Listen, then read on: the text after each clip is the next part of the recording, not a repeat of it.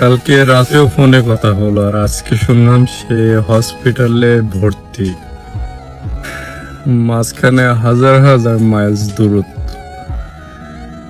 কেন জানি খুব খারাপ লাগতেছে, খুব টেনশন লাগতেছে। আমি চাইলেও তার পাশে থাকতে পারছি না। ইভেন তার কপালে যে হাতটা বোলাই দিব সেটাও পাচ্ছি না।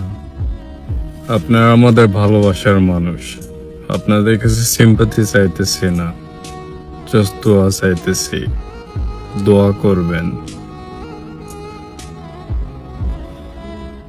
স্মৃতির অবস্থা একদমই ভালো নেই। কালকে থেকে আর কোনো আপডেট পাওয়া যায়নি।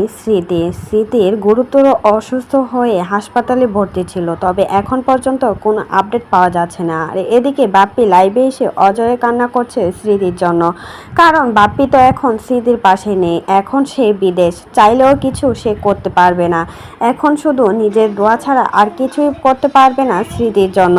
লাইভে এসে অজরে কান্না করছে বেচারি বাপ্পি, দেখে খুবই খারাপ লাগছে। এদিকে স্মৃতির পাশে কেউই নেই তার আপনজন, যাকে নাকি সব থেকে কাছের বান্ধবী ভেবে নিজের বোনের মতো আগলে রাখতো, সেই মেয়েটাও আজ তার পাশে নেই। অজরে কান্না করছে বাপ্পি লাইভে এসে।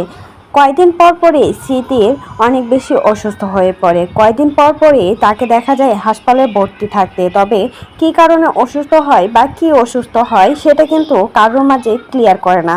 সবাই তো এই ভিডিওগুলো দেখার পর বলছে স্মৃতি নাকি নাটক করছে, কয়েকদিন পর পর অসুস্থ হওয়ার নাটক করে, নাকি তাই করছে। অথচ স্মৃতি বেচারির অনেক বেশি অসুস্থ, হাসপাতালে ভর্তি ছিল, আর এখন পর্যন্ত কোনো আপডেট পাওয়া যাচ্ছে না স্মৃতিকে নিয়ে। তবে কতটুকু ভালো আছে কতটুকু খারাপ আছে সেটাও কিন্তু জানা যাচ্ছে না। আর এদিকে বাপ্পি তলায় এসে অজারে কান্না করছে স্মৃতির জন্য। তো এই বিষয়ে যদি আপনাদের কোনো মতামত থাকে সেটা কিন্তু অবশ্যই আমাদের কমেন্ট বক্সে কমেন্টে জানাতে অবশ্যই কিন্তু ভুলবেন না।